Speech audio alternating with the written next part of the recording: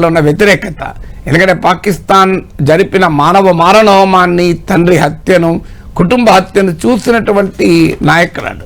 అందువల్ల సహజంగానే మనకు జనరిక్ ఫ్రెండ్ కదా, ఎందుకంటే మన నరనరాన పాకిస్తాన్ భారత వ్యతిరేకతను నింపుకొని డెవలప్ అయింది. అందువల్ల ఇండియా పాకిస్తాన్ ఉన్నటువంటి చారిత్రక వైరం కూడా షేక్ హసీనాకు పాకిస్తాన్ పట్ల ఉన్న చారిత్రక దేశం, ఈ రెండు కన్వర్జ్ అయ్యే గనక మనకు ఆమె మంచి ఫ్రెండ్. అందుకే 1975లో కాంగ్రెస్ ప్రభుత్వం, ఇందిరాగాంధీ ప్రభుత్వం ఉన్నప్పుడు ఆమెకు ఆశ్రయం ఇచ్చాం. ఇప్పుడు నరేంద్ర మోడీ ప్రభుత్వం, భారతీయ జనతా పార్టీ ప్రభుత్వం ఉన్నప్పుడు ఆశ్రమిస్తున్నాం. It is a bipartisan consensus అంటారు. అంటే ఇప్పుడు ఈ ఆశ్రమం ఇవ్వటం భారత్ కు ప్లస్ మైనస్ నాగేశ్వర్ గారు ఆప్షన్ కూడా లేదు కదా. ఇప్పుడు ఆమెకు the safest country is India.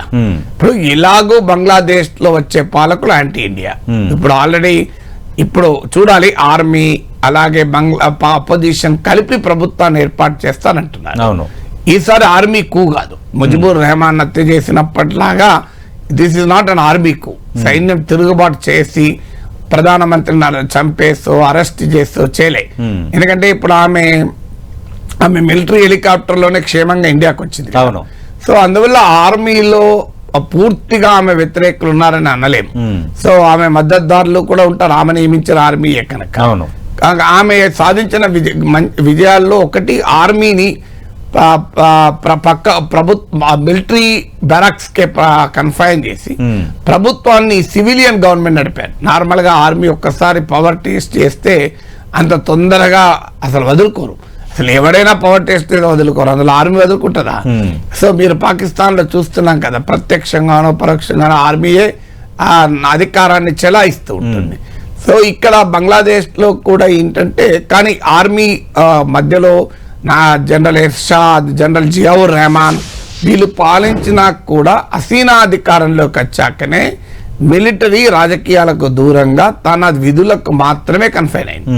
So అందువల్ల ఆర్మీ పూర్తిగా ఈమెకు వ్యతిరేకం అని చెప్పలేం. కానీ బట్ ఆర్మీలోను సమాజంలోనూ సిగ్నిఫికెంట్ గా ప్రాబ్లం విత్ బంగ్లాదేశ్ ఏంటంటే, బంగ్లాదేశ్ సమాజంలో, బంగ్లాదేశ్ రాజకీయ వ్యవస్థలో, బంగ్లాదేశ్ లోని అన్ని ఇన్స్టిట్యూషన్స్ లో బంగ్లా విమోచన ఉద్యమ విలువలతో ఉండేవారు ఉన్నారు. అంటే values of Bangladesh freedom struggle, Bangladesh liberation, అదొక లిబరల్ బంగ్లాదేశ్, ఒక సెక్యులర్ బంగ్లాదేశ్, ఒక డెమోక్రటిక్ బంగ్లాదేశ్, ఒక మోడర్న్ బంగ్లాదేశ్ కోరుకుంటారు. అదే సమయంలో పాకిస్తాన్ అనుకూల మతోన్మాద రాడికల్ ఇస్లామిస్ట్ సెక్షన్స్ కూడా ఉన్నాయి. వీరు సెక్యులర్ బంగ్లాదేశ్ కోరుకోరు, డెమోక్రటిక్ బంగ్లాదేశ్ కోరుకోరు. వీళ్ళంతా కూడా పాకిస్తాన్ లాగా యాంటీ ఇండియా. సో అందువల్ల ఇవాళ ప్రో ఇండియనే కాదు, ఒక సెక్యులర్ డెమోక్రటిక్ మోడర్న్ బంగ్లాదేశ్ కోరుకున్న ఆచరణలో ఆమె చాలా పొరపాటు చేయొచ్చు. కానీ అవినీతి ఆరోపణలు ఉండొచ్చు, డెమోక్రసీని అణచివేయవచ్చు, డిసెంట్ అణచివేయవచ్చు, ఎకానమీలో ఆమె ఫెయిల్యూర్స్ ఉన్నాయి, ఇప్పుడు భారీ అన్ఎంప్లాయ్మెంట్ ఉంది, భారీగా ఇన్ఫ్లేషన్ ఉంది, అవన్నీ ఒక ఆస్పెక్ట్. బట్ ఇదే షేక్ హసీనా నాయకత్వంలోనే బంగ్లాదేశ్ ఎకనామీ మిరాకిల్ గా కీర్తించబడింది. ప్రపంచంలోనే అతిపెద్ద గార్మెంట్ ఎక్స్పోర్టర్ అయ్యారు. ఇదే హసీనా నాయకత్వంలో Bangladesh per capital income India per capital income కన్నా ఎక్కువైంది ఒక దశలో. సో ఇట్ వాజ్ ఏ లో ఇన్కమ్ కంట్రీ నుంచి మిడిల్ ఇన్కమ్ కంట్రీకి ఎమర్జ్ అయింది. So she has successes and failures. అంటే ఆమె సక్సెస్లు ఫెయిల్యూర్స్ ఎలా ఉన్నా ఫండమెంటల్ పాయింట్ ఏంటంటే ఆమెకు భారతదేశానికి మధ్య, అవామీ లీగ్ కు భారతదేశానికి మధ్య, ఇప్పుడు ఏదో అమెరికాలో డెమోక్రాట్లు రిపబ్లికన్లు ఎవరు అధికారంలోకి వచ్చినా ఒకటే, బ్రిటన్ లో లేబర్ కన్జర్వేటివ్ అన్నట్టు ఉండదు. సో బంగ్లాదేశ్ సమాజము, బంగ్లాదేశ్ పుట్టుక, బంగ్లాదేశ్ లో అడుగడుగున భారత్ తో రిలేషన్ ఉంది. అందువల్ల నీవు నచ్చినా నచ్చకపోయినా ఇప్పుడు హసీనా ప్రభుత్వం పోయాక బంగ్లాదేశ్ లో వచ్చే ప్రభుత్వం యాంటీ ఇండియన్ గవర్నమెంట్ ఉంటుంది, అందులో డిస్ప్యూటే లేదు. ఇక అలాంటప్పుడు మనకు ఒక మార్గం లేదు కదా. సో ఇంత టైం టెస్టెడ్ ఫ్రెండ్ ను, టైం టెస్టెడ్ అలైని ఇవాళ పాకిస్తాన్ లోని రాడికల్ ఇస్లామిస్ట్ ఫోర్సెస్ కు, సారీ బంగ్లాదేశ్ లోని రాడికల్ ఇస్లామిస్ట్ ఫోర్సెస్ కు మనం ఆమెను అప్పచెప్పలేం కదా. సో అందువల్ల there is no other way. అయితే ఆమె లండన్ వెళ్తారని అంటున్నారు, చూడాలి. ఎందుకంటే లండన్ ఇలాంటి యూరోపియన్ కంట్రీస్, కొంత లిబరల్ కంట్రీస్ ఎవరికైనా ఆశ్రయాలు ఇస్తుంటారు వాళ్ళు. సో మరి ఆమె లండన్ వెళ్తారా? ఎందుకంటే అమెరికా కూడా ఆమెకు వ్యతిరేకం.